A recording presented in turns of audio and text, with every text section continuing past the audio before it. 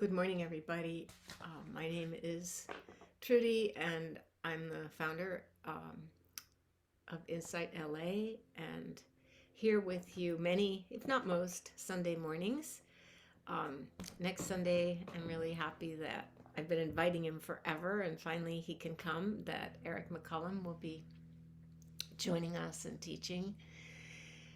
And today is a really special day for us to meet. I'm very happy that we're meeting today because we lost a great teacher from this world, at least his physical presence, Thich Nhat Hanh. And last week I told you we're going to be examining the Eightfold Path, the Four Noble Truths, some of the classical teachings, the first things that the Buddha taught that are the foundation of the whole mindfulness movement, and that I'm always teaching from, but not explicitly. And I was saying to Jack, if anybody said, well, then of course you've learned about the Four Noble Truths and the Eightfold Path, that probably half the people in the group would say, I know, we never heard about that. So I want to just make the teachings a little more explicit, and in honor of Thich Nhat Hanh, called by his students Thai, uh, I'll talk about his laying out of these teachings. So, uh, just happy to see you all looking at your faces. Really happy to see you this morning. Just good to be together, especially today. And uh, although it's true every day. So, for anybody who might be new, is anybody new to InsightLA today, or to this meditation group, which we call a sitting group? But of course, people are not all sitting. Some people are lying down. Some people might be standing up. There was one person, Jeff, who used to come, who would be walking very slowly and mindfully on his treadmill during the group. So whatever works for you in terms of the posture that for your meditation is fine. And also, if you want to keep your camera on or off, that's also fine. I like to see your faces, but if you're more comfortable with the camera off, that's fine. So for people who might be new, I was just looking to see, but past this page, most people have their cameras off. We divide the morning into three sections: our meditation practice, some teachings, and then some dialogue and conversation. Um, and then at 12:30 the group formally ends, but there's actually a break, and then breakout groups where you can meet with small groups and just learn with each other and share and get to know each other. So let's do our meditation together, just finding the framework for your body that works best for you to be able to sit still for almost a half hour. And I'll do a little bit of guided meditation, and then actually we sit mostly in silence today, interspersed with a little bit of guided meditation.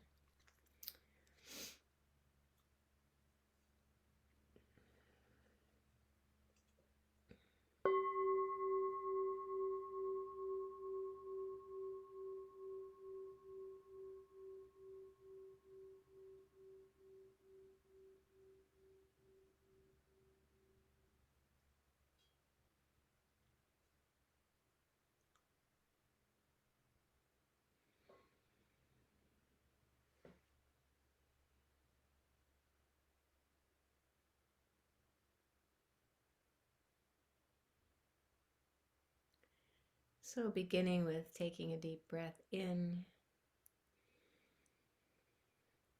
and letting it go. And another intentional deep breath in, breathing in the aliveness of this moment. And breathing out, releasing any tension in the body completely.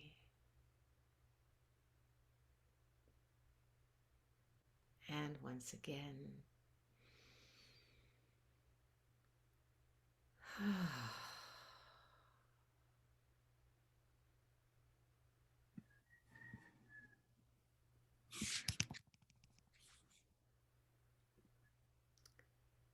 The basic foundational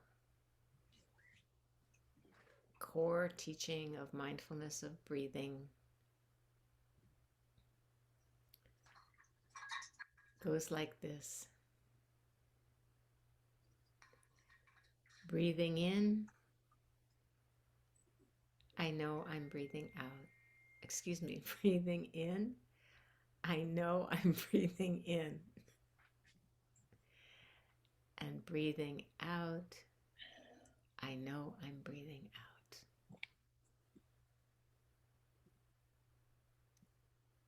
So simple.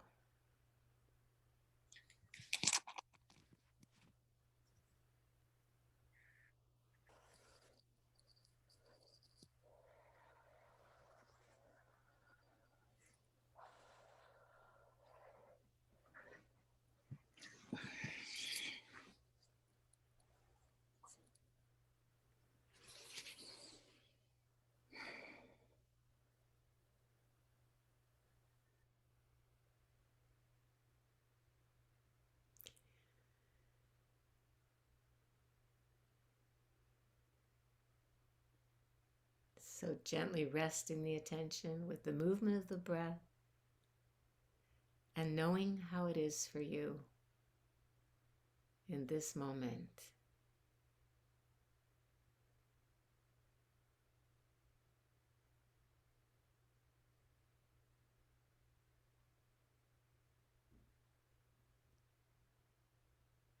The breath expresses how it is. It can be calm and slow.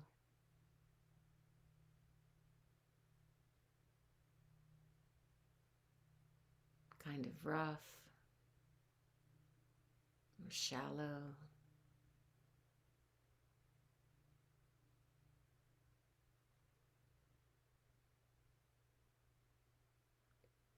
Moving faster when there's agitation.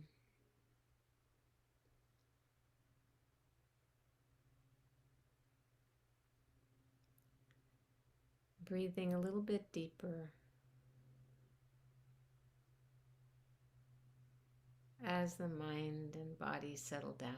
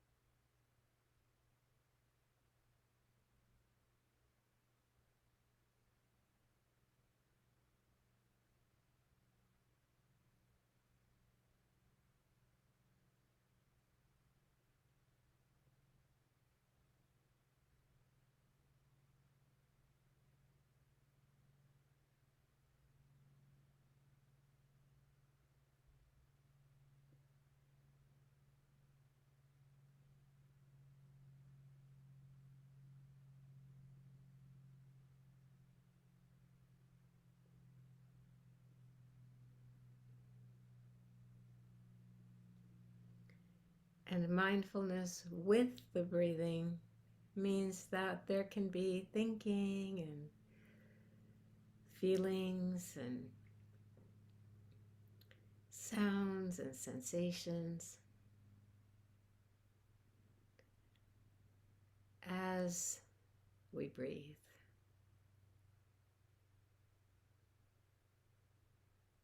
The attention doesn't have to be riveted to the breath. Simply Breathing in, I know there's awareness of breathing in.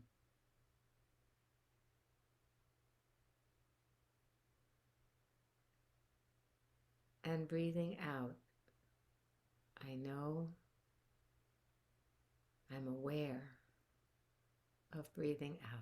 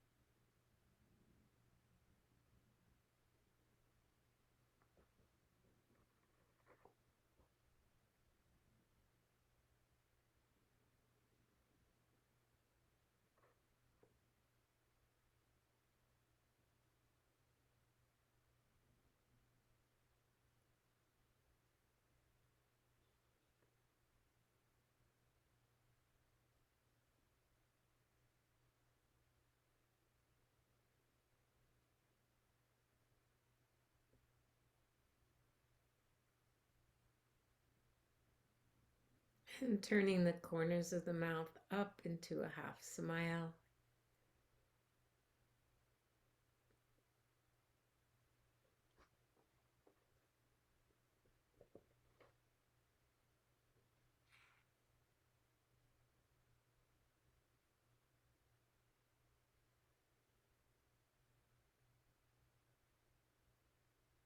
Smiling and enjoying the breath,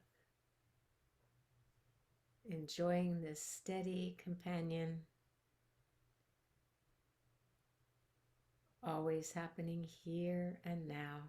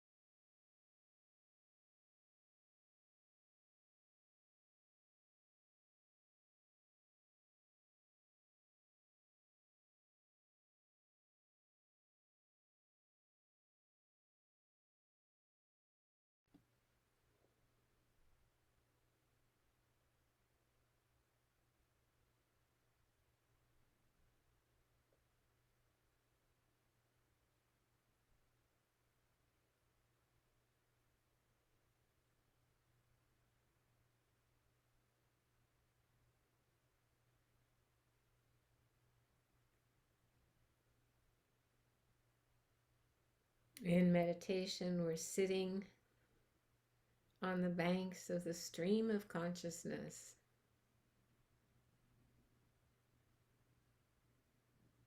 just watching, observing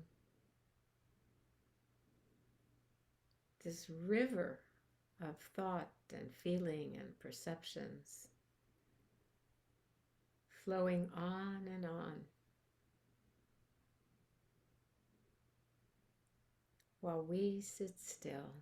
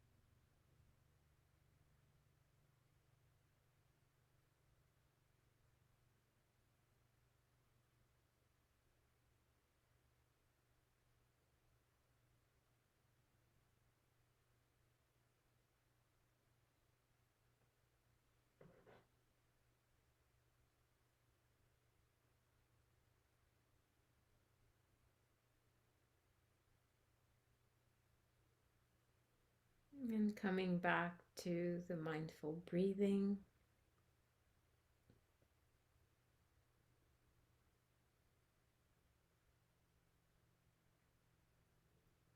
Breathing mindfully in this moment is the best gift of appreciation for Thich Nhat Hanh.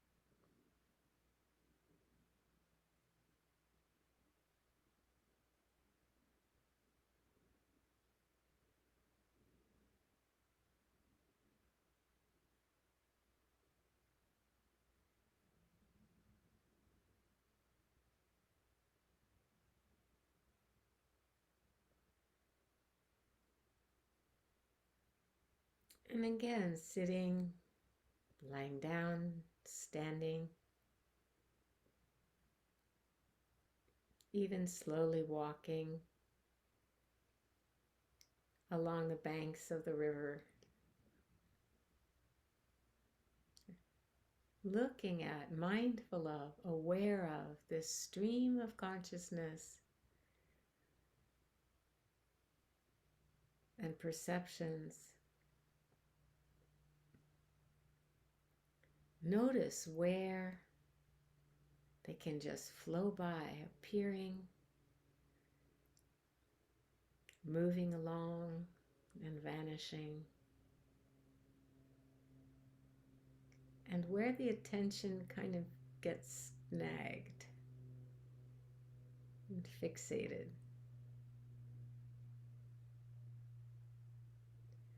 on something.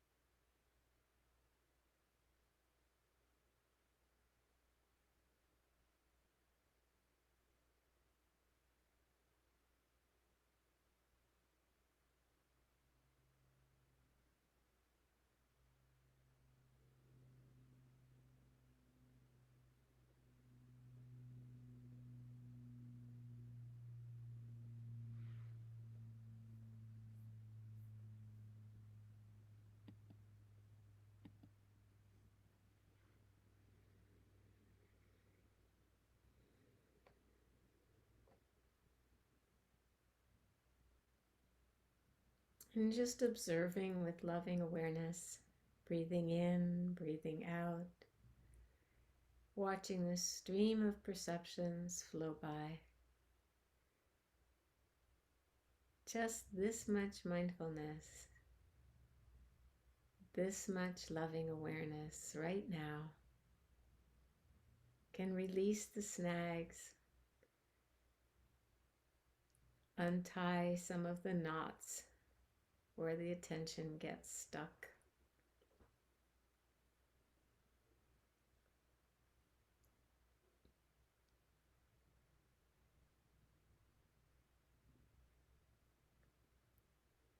And notice the ease,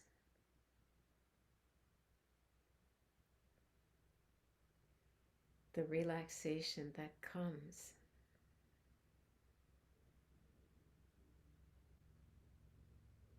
when it can all just flow on in the light of this loving awareness. the mindfulness and compassion and peace taught by the Buddha and by Thich Nhat Hanh, and practiced by each one of us right here, right now.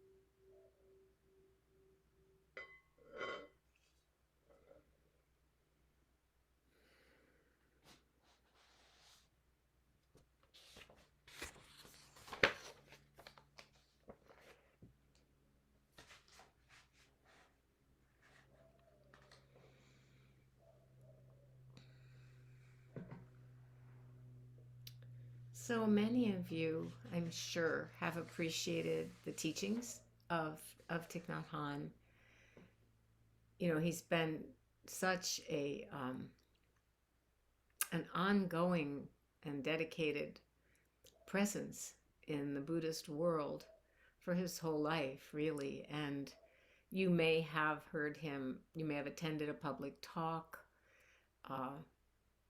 He was here at a conference in 2011 that was co-sponsored by InsightLA and UCLA, that Jack and I had the privilege of being at. And he also, I mean, whether you attended a public talk, you've probably read some of his books, The Sun, My Heart, some of those early books, so beautiful. He had such a gift for actually translating some of the deepest teachings, ones that actually are, well, just very deep and sometimes hard for the cognitive, discursive thinking mind to grasp, to translate them into beautiful, simple, poetic teachings that were approachable for beginners, for all of us. So his books, his online teachings, everything is really out there and very available. And if you haven't encountered his work, I encourage you to, because he really opened up a lot of these teachings for millions of people around the world. And he said, which I just love this, he said, because we have seen the path, and he's talking about this noble eightfold path that I mentioned last week and that I'll talk about a little more this week. Excuse me. He said, because we have seen the path, we have nothing more to fear. That's a powerful statement, and it's one we can take to heart. Because we have seen the path, we have nothing more to fear. He went on to say, we know our direction in life. We know what to do. We know what not to do in life. We know how to relieve suffering in ourselves, in the world, in others. And we know the art of stopping, of getting still, of looking deeply into our hearts and minds and experience. I'm paraphrasing a little, yes. Of stopping, of looking deeply, and of generating true joy and happiness. He was really firm about wanting people to understand that this idea that Buddhism is about suffering, life is suffering, that this is not at all the point of it, that the point of it is happiness and freedom, freeing our hearts from the things that keep us from being happy. And he, but he made it clear, as we talked about last week, that being able to be present with the suffering is necessary, and that the suffering itself, he called it dukkha, or he called it ill-being as opposed to well-being. That ill-being is necessary. We need it in order to have a path away from it, and how to let go of it, and how to stop getting caught in it. So I want to just share some of his teaching about these things, and for those of you who miss him and love him, I'll also read something that actually I posted, and I think I'll start with that because it's really powerful. And I'm going to invite Anissa, whom I thank for moderating today. I don't know where you are, Anissa, but I know you're here. Hi, There. Trudy. Thank you. I'm going to invite Anissa to put a link into the chat from the live stream that is going on. Yesterday was the first day of the services in his memory. And I encourage you to take a look at least of just the first minute where you can see his body lying in wake. You can actually see his body. And I think that the showing of the corpse of the body of this amazing teacher is a teaching in and of itself. It's a generosity to show the body, because guess what? Each one of us, right? Each one of us, this body will be a corpse. We know this for sure. So Anise is going to post the link to that, and also a link to all the different resources that are happening right now around the commemoration of his passing. And this is what he said. Um, he said this in his book, At Home in the World, which was published in 2016. And in that book, he addressed his inevitable death. And it was actually shortly before he had his stroke, maybe right before that came out, right before. This body of mine will disintegrate, but my actions will continue me. If you think I am only this body, then you have not truly seen me. And by the way, this is true for each one of us, right? This body of ours will disintegrate, but our actions will continue us. If you think I am only this body, then you have not truly seen me. When you look at my friends, you look at my continuation.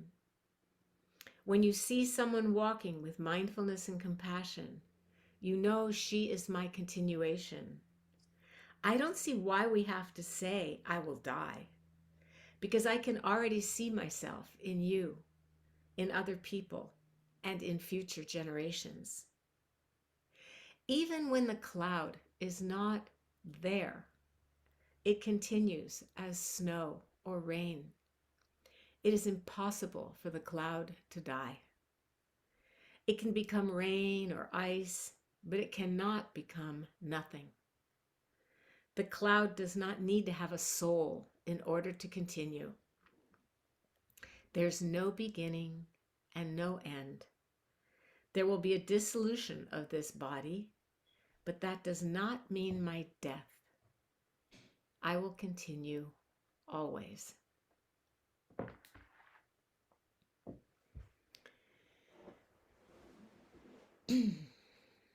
So this is a powerful and important teaching. Thich Nhat Hanh talked a lot about continuation and about how what continues. We can reflect on this, each one of us. What continues after this body, this mind passes away? What continues? There are these foundational teachings that Gulu taught a few weeks ago, the 5 remembrances, that this body is of the nature to grow old. This body is of the nature to get sick. This body is of the nature to die. Um, Everything that is familiar and dear to us is of the nature to die. And then what is of the nature to continue? Our only belongings, of course, I'm paraphrasing again, but our only belongings are our actions, called our karma. We think karma means some future destiny or our fate because of things we did in the past. And there's some truth to it in the sense that karma means actions, and actions have consequences. So some of what we're living today is the consequence of actions that we took in the past to move to California in my case, or to come to Sunday morning in your case. Um, we could say that's your karma. Uh, and that's what we have, and that's what continues. And so he's talked a lot about continuation of good actions, good thoughts, positive intentions, um, and knowing the difference. And we do know the difference. And so when you hear him say, I've seen the path, I know what to do, I know what not to do, you might think, well, I don't. But you do. The teaching is actually in its core very simple. The three core teachings are: practice doing good things, refrain from doing bad things, and train your mind, train your heart. So as I said last week, the Buddha's first great teaching, which he offered to his companions that he had been practicing with before he split off and began to do his own thing, and I talked about that last week. That first teaching, which he continued until his great passing away, his Mahaparinibbana, the first one is the Four Noble Truths, and the first one is the truth of what Thich Nhat Hanh calls ill-being, or dukkha. And he means just that sense of malaise, of uneasiness. It could be pain, it could be suffering, but it could be just something that's much more subtle and lighter than that, but that we feel in our bodies and we're aware of it in our psyches. And this is what mindfulness is asking us to do: to acknowledge it, to know it, and to touch it. And sometimes, yes, sometimes we need the help of a teacher to be able to do that, or the encouragement or support of a community, of a sangha, of a group like this, to be able to do that.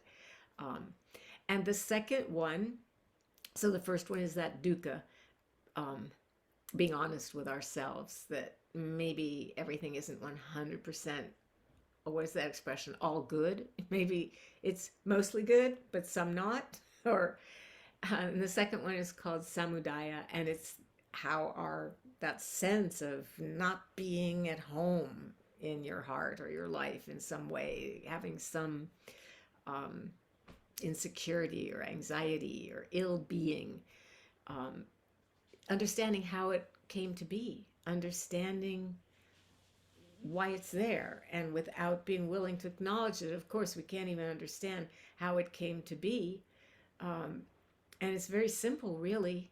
It came to be because we're out of alignment in some way with our hearts. And it's important. Sometimes it's said that the cause is clinging. And that's what I was talking about when we're observing that stream of consciousness. There's places where always inevitably the mind gets stuck and the heart gets fixated. And it's just hard to let go. It's hard to let go of painful things that happened in the past, or she did this, or he said that, and really hurt my feelings. And anyway, we get the attention gets snagged somewhere, somewhere in that flow, and being able to see that and understand, oh, it's snagged there because something in me hasn't been healed. Something in me, I haven't been ready to let go of that or forgive it. And just seeing that with some loving awareness and some compassion, self-compassion. We don't have to make it go away. Just that seeing is the first step to freedom. And people will sometimes say, well, I'm aware of it, but it hasn't gone away. And that's true. Sometimes we're very aware of things and they haven't gone away. But why is that? And why hasn't it? Things take as long as they take. And part of the difficulty in being present with whatever it is that constitutes our ill-being are being ill at ease in this life, um, you know, is that we don't take time to slow into the experience and really be with it and really feel it and really know what it's like. We're just moving too fast a lot of the time to see. It's not hard to see when we slow down. And I'm not meaning some psychodynamic exploration where you untangle the roots of everything. That's the work of certain kinds of therapy, and it's really illuminating and important. But I'm talking about, and the Buddha was talking about something much simpler, just seeing where we get caught, wanting things to be different from the way they are, because that's called clinging. Um, and the third truth, and the one that makes all of this workable and worthwhile, is called Nirodha, the truth of cessation. If suffering couldn't be eased and stopped, why would we even bother to do these practices? And in my case, spend my life, studying these teachings and sharing what I love about them. This is such good news. This is the Buddhist good news. The suffering, excuse me, the suffering can stop. It can be transformed. Jim is telling me my audio is low today, so I'm going to pause for a moment and check my Zoom preferences and make sure that the audio is where it should be. Thank you, Jim. Okay, it's as high as it should be. So beyond that, I'm not sure what to do. How is it now? Okay.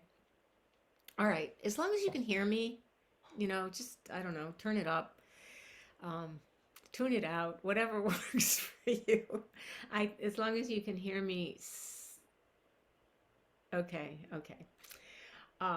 So as I was saying, if the Buddha was saying life is suffering, we can't do anything about it, none of us would be here, right? It would be completely ridiculous. But when we're looking at, yes, we have to acknowledge whatever the ill being is in our life. We're looking at it with the knowledge that it can also stop. Now, does it stop once and for all? You tell me. Does it stop once and for all? I know almost nobody for whom it has stopped once and for all. Byron Katie, who I actually had the pleasure to see last week, she says for her it doesn't move. It has stopped once and for all. And I'm sure that that is possible. It's not my lived experience yet, I'll be honest with you. But it doesn't matter. For me, it doesn't have to stop once and for all, because I know that it's workable, and I know that it can transform, and it can shift and stop in this moment, in any moment. And sure, it might come back, but knowing that you can work with it, that you can shift, that it can shift, that you can transform it into presence, and knowing that changes everything, doesn't it? It just does. It changes everything, because you don't have to be afraid of the suffering anymore. And it's like what Thich Nhat Hanh said, because we have seen the path, we have nothing more to fear. When you feel that whatever life throws at you, you may love it, you may hate it, it may break your heart, it may exalt you.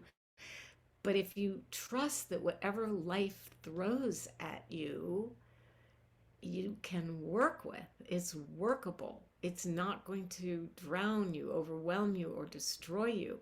That kind of trust, we call it faith or confidence, and it's priceless. And how do we make things stop or transform them or allow them to stop would be more accurate. And that's the fourth truth, which is the path that Thai was talking about when he says, because we've seen the path, we have nothing more to fear. And that path is, the word is magga in Pali and Sanskrit. That path is what I mentioned last week. And Jack changed the language from right view, right thought, right speech, right action, right livelihood, right effort, right mindfulness, right concentration. he changed it to wise, which I like because of the connotation of right and wrong that we usually have. But Thai is very explicit. He calls them the eight rights, and he does say there are wrongs, and there are the. In fact, I kind of like this. He talked about um, the second noble truth, and this is what I love. I mentioned it last week. I just love so much how the teachings all nest within each other. So, the truth of what's called dependent arising or origination, the origination of our suffering, and there's 12 steps to that. That's nestled inside the second noble truth, and it's called. He calls it the ignoble path, the ignoble. Um, yeah, the ignoble path, which or the wrong. I would say the 12 wrong practices. He's very clear about that. But I like the word wise because we can, at least those of us in Western culture, have such a tendency to turn right and wrong against ourselves into criticisms and judgments and stuff. But these these these steps, which sound like, logical steps, these four actions that we can take: recognize our ill being, look at where it's coming from or the origination of it, understanding that it can stop, practicing the steps to happiness that will allow it to stop. Um, all of this is actually happening kind of simultaneously. And the example that Thich Nhat Hanh uses is a line and a point. How a line is made up of points, right? Strung together. That's what creates a line. Um, and so they're happening simultaneously. And he said, and this is relevant for all of us in our daily lives. He said, don't try to run away from your ill being. Make peace with it. Touch it. The Buddha said, the moment you understand the nature of your dukkha, of your ill being, the moment you know how your ill being has come to be. I know mine came to be because I wanted things to be different than they are. Maybe I wanted my friends to still be alive and I'm grieving about that. Or maybe I just wanted, something different for dinner. It can be anything, but the moment you know how your ill being has come to be, you are already on the path to release from it. And this is from the Samyutta Nikaya.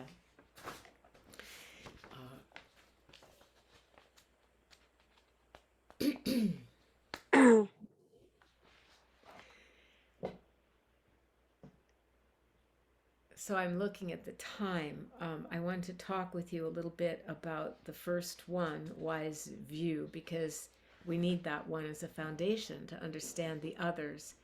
And I'll just say briefly that wise view has to do with perceptions, how we perceive things, how we perceive ourselves and each other in our life.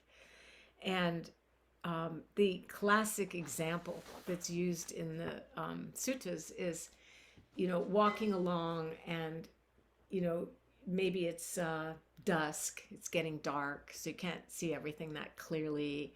And you walk along and there's a piece of rope coiled up, or it could be a garden hose coiled up, and you think it's a snake. Now, that's not going to happen so much. We don't have snakes lying all over the place in most of the places where we're walking, at least in the city here. But that was the case in the places where the Buddha walked for 40 years in northern India. And so the idea is you might see that piece of rope as a snake and get frightened and scream and, jump back. And that's a kind of suffering that is born of a fear that comes from a wrong perception. So that's a very practical, simple example, but it's emblematic of something that we do on a daily basis, which is think things and perceive things in a way that we're actually taking them the wrong way. And if I perceive that you don't like me and you don't like my teaching, and I think that you actually might even hate me, that makes me very unhappy, right? Very unhappy. But I'm not seeing things clearly in that moment, right? And the same with you. These are wrong perceptions for the most part. Things are not as cut and dried as that. They're more nuanced than that. There may be things that you and I like about each other and things that we really don't. Um, it's usually a mix, isn't it? So, in our daily life, wise view means understanding that any view that we hold to is unwise, actually, because it's fixating things, it's getting snagged on them as being a certain way. And we're only seeing one bit of the way things are. Physicists are always building bigger reactors because they understand that what they've seen of the subatomic world is not the whole truth. There's more to learn. There's beyond electrons, right? Or there's the classic tale of the six people who can't see, the blind people and the elephant. And one is touching the tail and one is touching the tail and says, oh, it's like a rope. And one is touching the leg and says, oh, it's like a pillar. And one is touching the side and says, oh, it's like a rough wall. And one is touching, anyway, you get the picture, right? Each one of them is relaying the truth of their experience, but they are not seeing the whole of that elephant. So we have to look deeply at our perceptions and not believe them so easily. And this is where I think Byron Katie has developed a way to do that with her inquiry, her 4 questions. And Thich Nhat Hanh says the same. He says, use it like a mantra. Say, are you sure? Are you sure it's this way? That's like Katie saying, can you really believe this thought? Is it true? Do you know it's true? So Thich Nhat Hanh is saying, ask yourself this over and over. Are you sure? And this is a way of practicing mindfulness and concentration in our daily life. Because otherwise, if we don't do that, we might take things the wrong way, which is usually the opposite of what was intended. Often the opposite of what was intended.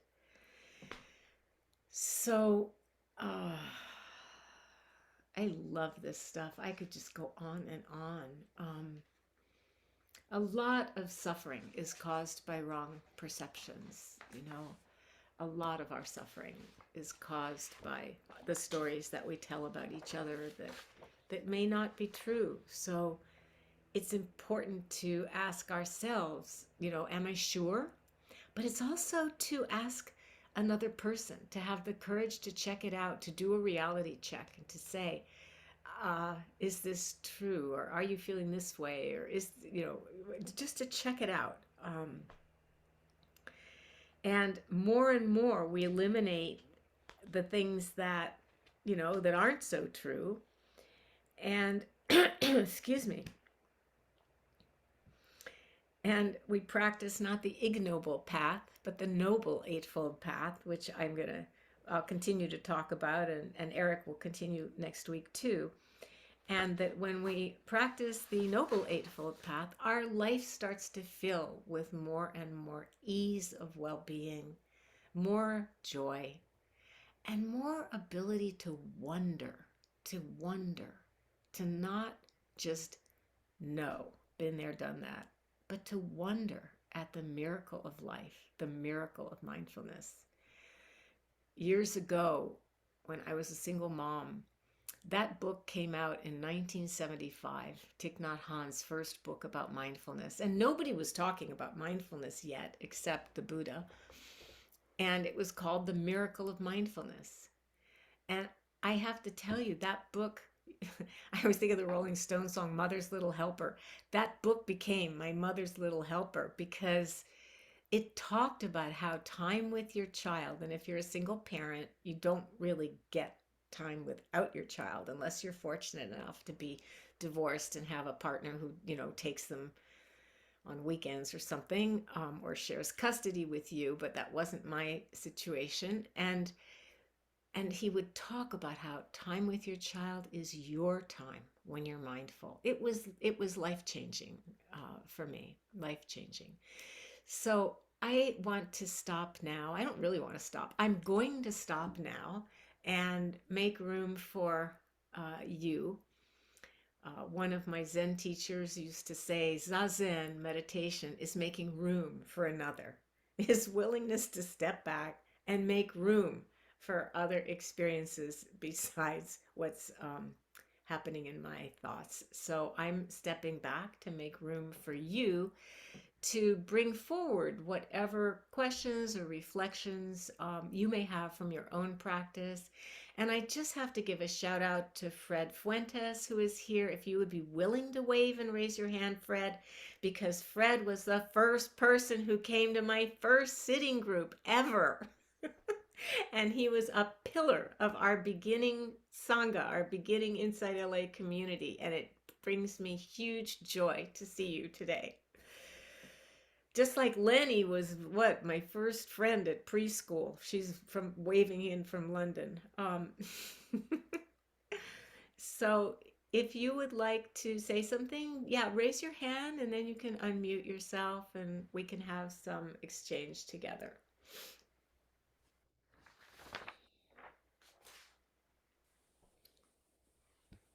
Adela. There, I figured out how to unmute myself. I thought I'd go first because I get terribly nervous if I wait. So when you're talking about partial view versus wise view, which are the two words that work for me to take, I went into a body state that looking at when am I partial, when am I wise with my view. And in my body, when I'm partial, there's a narrowing. I can feel myself closing in. My breathing and my heart and my intestines.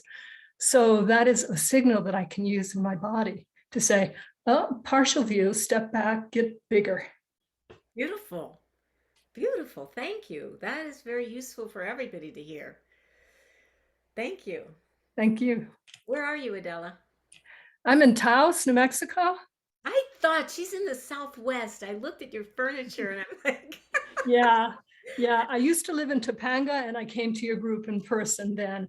And I just figured out I could do this online. fantastic. Welcome. Glad to see you. Nancy. Yes, can you hear me? Yes. Trudy, I just want to say that while your words are wise, and I appreciate listening to you, what comes across to me more than anything else is your joy and passion about what you're saying. And I think that combined with the words just moves me so much. And I want to thank you for that, for sharing yourself with us, me. Wow. Thank you. I'm glad it comes across. I really do feel that way. It's a great joy. So, and I always have to thank all of you, and I do sincerely thank all of you because who would I share it with if you weren't there? So, thank you very much. Thanks. I know. I just be like rolling around in it anyway. James, hi. Hello. Hey, when I joined today, I was like feeling like I was way, too much. My ego gets big. Sometimes I want to talk, and I was gonna hold back today, but you talked about so many things that I love. You capture this whole sphere of what I've studied with different. I usually like to think of healing like transmutation. The transforming when we look and cast our gaze on things, but there's some ideas of self I see that you understand, that you're expressing, that I just saw Khalil Gibran capture a couple weeks ago. It was really neat for me, this identification with these things that he realizes will not be lost. But with what you're saying on these perspectives, there's a teacher I read that I really like, and he says that the ego basically always says, this is not how it was supposed to be. Like, no matter how you look at reality, this is not how it was supposed to be. And that the soul or the heart is always saying, wow, it's exactly supposed to be like this. It couldn't have been otherwise. No. Well, that's the key. It couldn't be otherwise. And that's sometimes hard to accept, isn't it? There's a certain way that if you for me, looking at it a certain way for long enough, it has started to kind of stick that I think I do observe enough that I fall toward that latter perspective. And because I think it's like, it's searching a little bit. If you search a little bit, you can find something. And I'm failing to express this, but as speaker before said, there's amazing passion in the love for learning and the love for this awareness of. Yeah. Yeah. Yeah. The love of learning, the willingness to look and keep looking, like you're saying. So it's that childlike, light in someone's eyes. It's the That's wonder. seeing. It's the wonder. It's seeing for the first time. It's the Willy Wonka. It's the Yeah, it's the wonder. Hey, James, spark. this background, is it your painting? When I was 18, I photoshopped a bunch of crap together, and that. And I Yeah. have a soft spot for it, I think. Yeah, I meant to ask you last week. I like it. I love this. I don't know if it's too silhouette. dark. I know it's that portals can be a little scary for some people. So I don't know if that's too much, but. Too much for what, right? I mean, it's beautiful. So thank you. Yeah, I need more color in the. I think, what was it you said? I think it's, it couldn't be otherwise. It couldn't be otherwise. That's cool. Thanks, Thank Trudy. you. Okay, Clark. Hi, Trudy. Hey. Waiting for Robert to turn down the speaker. There we go. Thank you for sharing this day of thinking about Thich Nhat Hanh and his life, and just such a beautiful friend, such a beautiful presence. And he's written so many books, and so many of them I've picked up parts and read parts, and it always feels like it's all part of one dialogue with him. It's just, he's so open and so friendly and so encouraging. He's just such a beautiful friend, and it's wonderful to be able to share him with you and hear your experience with him and think about all the people that he touched. And one of the things yesterday, Robert and I were doing, we're just looking online at this YouTube at the ceremony for him. And we started to look at other YouTube blurbs that there are scores of them from Thich Nhat Hanh. They're like 5 minutes long, little blurbs on issues. And we just clicked on a few, and one discussion he had that was very interesting about what you've been talking about this morning, about the first and second noble truth, this suffering, the dukkha. And the moment he was talking about, he was saying a lot of us try to move away from the suffering, try to get rid of the suffering and leave the suffering behind. And we're looking for happiness and joy, and we're looking to pull that in. And he's saying in this short section, it's kind of unwise to think about leaving suffering, because out of the suffering, which is like the mud of existence, out of the suffering, that you need the mud, you need the suffering to have the joy, to have the happiness, to have the flower grow out. And you can't have the happiness without the suffering. And that really, for me, brought something into focus, that in turn, instead of looking at the suffering as my enemy and my problem, it's to look at it that the suffering is the happiness. It's the ground for happiness. It's the growth from happiness and joy that it grows from. And it's a kind of the same thing you were saying about we have nothing to fear anymore. Once we know that there's the eightfold path, that it's there, and the suffering is part of the happiness and joy, and they aren't separate. No, they're not. And thank you for that. At the same time, while you were talking, I was thinking of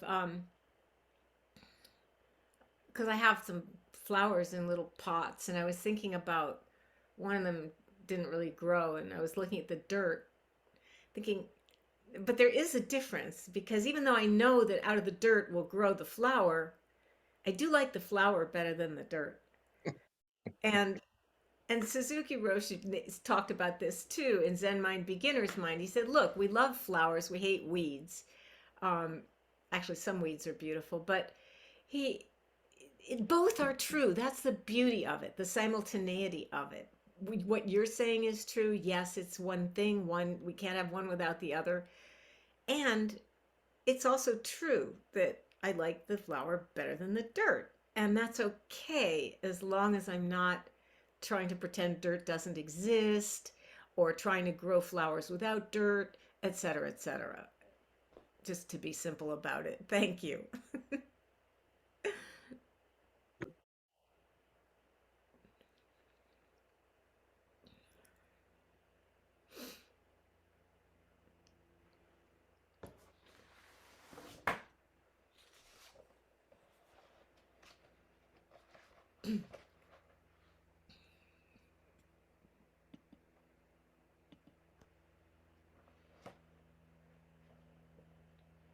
And by the way, that was almost 20 years ago that Fred came to the sitting group with. There was another man named Steve who then moved to London. I forget his last name, um, but I always pay homage to Fred and Steve because they were the beginning of our community at InsightLA. And I'm going to tell you, if nobody else has their hand up, I'll tell you a story. This was about 5 years ago. Around 5 years ago. It was less than a year, but many months after Thich Nhat Hanh had his big stroke. He had been in the south of France, where Plum Village, his community there is, and he had been in hospitals in Bordeaux getting treatment from the French doctors. Uh, and somebody here felt that maybe at this, that they had done what they could do for him, and that maybe some alternative treatments that would be available in the Bay Area might also help him. And so they brought him and a team of 14 monastics who took care of him in like, what do you call it? Like rotations of 4 people. It took that many people to take care of him. Oh, Robert, you had your hand up. All right, tell the story after. Go ahead. Unmute, Robert. Well, I am muted, Okay. and I feel terrible about interrupting your story. I was That's all right. like, I was right in the middle of it. I'm gonna I send was just very aware, as you were saying, about Wise view, that there are, these thoughts that someone may be angry with us and that we need to check in with them. And that's the thing I don't have a problem do that all the time. What's harder is sometimes our view is right. And the more we're out in the world and the more present we are and the more we're just say what we believe in a, hopefully mindful way, some people won't like us. And I don't like that much. So I'm still working on that piece, allowing, um, you know, without having to blame them or say they're crazy. Of course I'm right. It's just allowing just allowing just not being loved. So But just they're just seeing that little bit of you that they don't like. They're not seeing the whole of you. It's like you know what I mean? It's like the elephant parable. But sure, you're right. The more you're out there, and I've certainly had that experience where people just don't like me and they can't even necessarily say why. Um, but I remind them of somebody whatever the reason is. The Buddha called it praise and blame. these are what were called the worldly winds that blow: praise and blame and gain and loss and pleasure and pain and um, fame and disgrace. And these are the winds that blow through our world and our existence, and then developing some equanimity with them, right? And then so I'm working on the and theory where I can be not liked and still and feel comfortable and okay at the same time. I could hold both, and I could feel the love of others, and I could feel, someone, not liking me, but not having that take over. And Yeah. so, And it's still painful, hmm hmm but it's more painful when it takes over. yes, So thank you for that. sure. Will, you want to unmute yourself?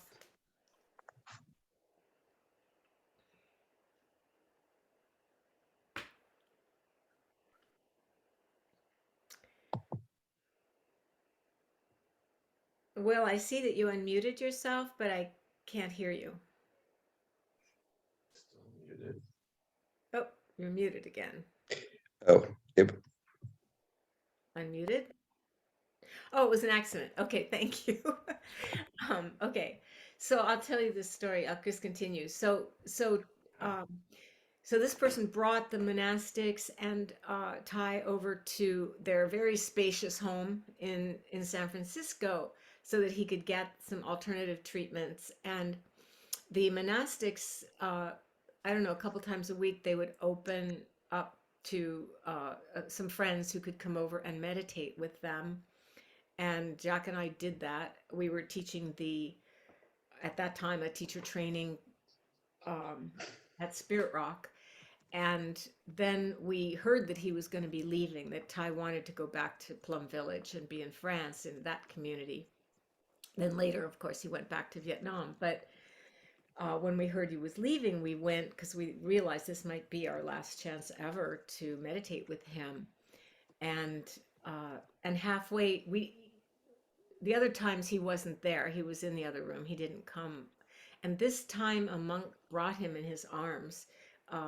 We didn't see that because we were meditating and our eyes closed or down. But um, but he brought him in, and you could hear him settling Ty into a chair.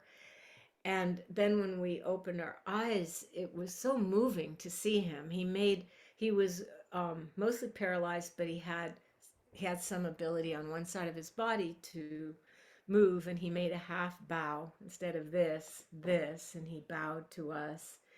And then it was for me, a really strange sensation. And I wrote a little blog about this, which maybe they'll put out again this week in the newsletter. I don't know. But that his right eye, the paralyzed side, it felt like his eyes, he was standing on the threshold between worlds, that his right eye was Mm, looking at death, just looking into this fathomless wow.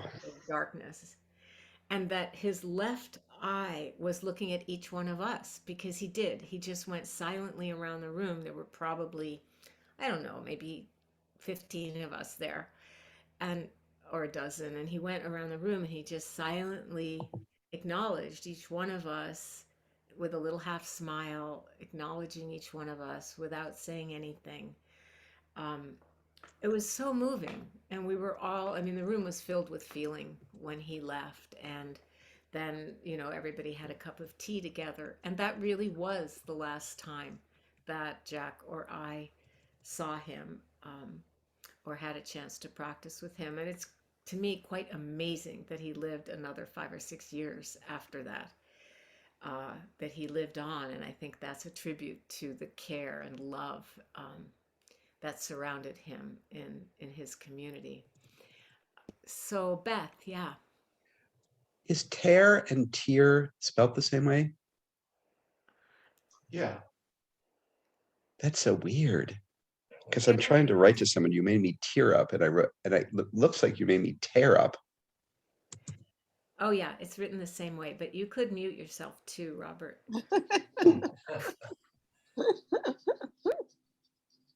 there. I'm a little emotional, so forgive me. Um, just sharing about Thich Nhat Hanh. I encountered his work at a similar time to you when I was a single mom, and she's out of the house now. She's off to college, and I just have so much that I'm grateful for reading his book. One of them was, and I just wanted to share because it just really touched me. I ordered 2 of his books, and I didn't really know anything about him before. This was a few years back, and they arrived, and they were so small, and I thought, oh, okay, almost like you could sit down and just read through it. One of them was called True Love, and I just remember one thing that I took away. I believe it was this book, and I really appreciate about him was trying to get back in my body and feel compassion for others. And for me, he's a symbol to me. Sorry, I'm so emotional. But he said, one practice that you can do, and it has worked for me, is like, say your child's sleeping, or your partner, or a friend or whatnot. You look at their face while they're sleeping in their innocent state, and you just gaze upon them, and it just naturally, he recommended as a practice, if I remember correctly, that it naturally increases your compassion for them because you see them in their innocent, restful, beautiful place. And I actually practiced it on my son and my teenage daughter, and it did work. Um, and I've kind of altered it on my own. Like, I'm a healthcare worker, I'm a nurse, and so I've altered it. I won't see my coworkers sleeping ever, but I do see them outside of work, outside of scrubs. So one of the doctors I work with, I'll meet him for lunch, and I'll see him in his regular clothes, which we don't ever see each other in our regular clothes. So to me, I kind of adapted it uh, as my equivalent of seeing him napping. I see him in his innocent state away from, what we do. And I just had so much compassion. That's kind of silly, but that's my adaptation. And then the day that he passed, is the last part I'll share. Thank you for listening. There was all the services on, and I did see the intro part that you talked about his body laying out, and it just touched me so much. He's just such a beautiful man, and he really put me back in touch with being open again. Sorry. But I listened to one of his talks. I think somebody mentioned that there's all these YouTube clips all over.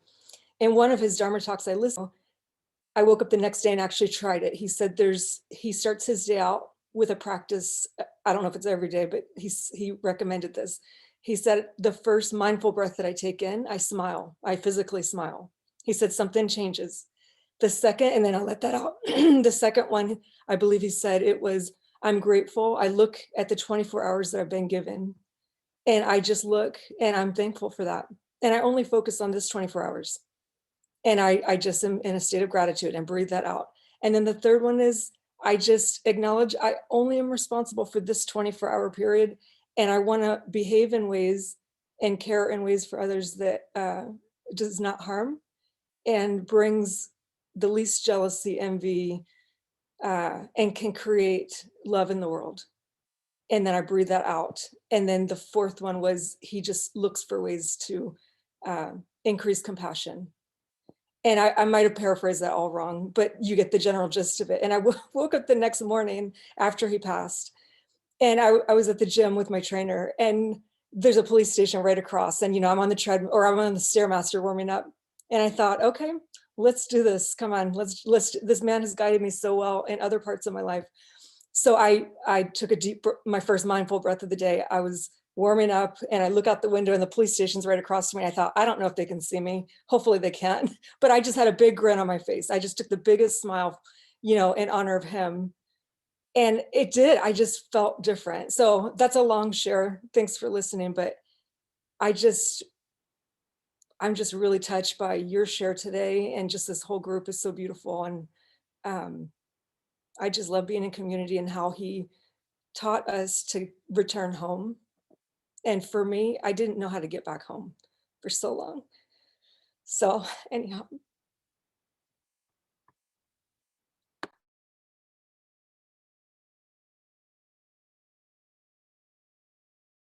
I don't know how I got muted. Anyway, yeah, I was just saying thank you because most of us don't know how to get back home, and that's why we have these teachings. And you also remind me, that was a beautiful book, True Love. And you remind me of when I used to look forward to each one of his books, the new book coming, you know, to read those teachings. They're very beautiful. And so was what you offered to us. And thank you for your tears, because those are the tears of the open heart. So let's just sit together, all of us, for a moment, and then we'll close. And I want to again encourage you to, Anissa, are we having the breakout groups today? I just want to be sure. Well, I'm encouraging Oh, everyone. yes, we are. I do need to log off right now, but I wanted to, and then I'll come back for the breakout groups, but I wanted to make sure that I got the announcement in for Gulu Singh's day long on Saturday, the 29th. And it is called Metta as the Foundation for Equanimity.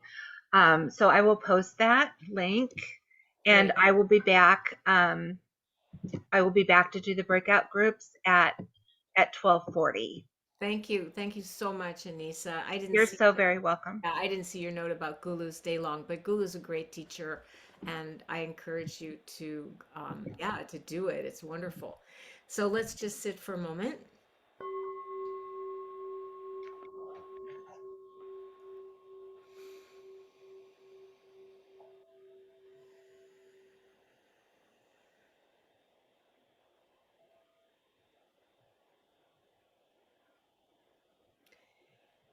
So we can smile and be grateful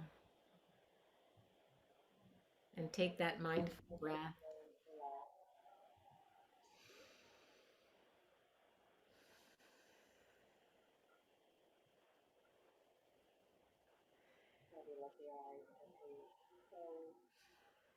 At the end of a period of study and practice together, we offer the goodness of our practice to all beings everywhere, without exception. May we and all beings cherish the way home, cherish this path, which can free us from fear, cherish each moment and each other.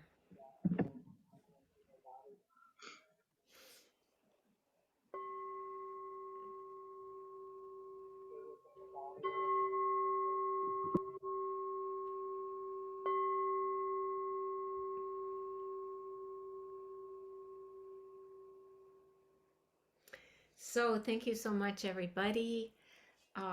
Take a break wherever you are, come back in 10 minutes, and get to know each other and share, share what you're doing with these teachings and how you're finding your way home or not. And Hey, Sugar. I was and just going to yeah, ask you if we can have unmute some of your yourself. banana thing. Anissa, I think I'm sorry. Anyway, unmute yourself, everybody. Then we can say hi, goodbye. Thank you, And Trudy. Thank you, Thanks, everyone. Trudy. Thank you, Everyone. bye. Have a Everyone, good thank week, you, everybody. Trudy. Thank Thank you. you, everyone. See you next See time. you. Thanks, everybody. Good to I see bet. everybody again. Thank Take care. you. Have a good Stay week. for the group. bye. Bye-bye. Stay for the group, people. Thank you, Trudy. That was very moving. Yeah, it was very lovely. Thank you. Hey, Lillian, thank you. Thanks, Trudy.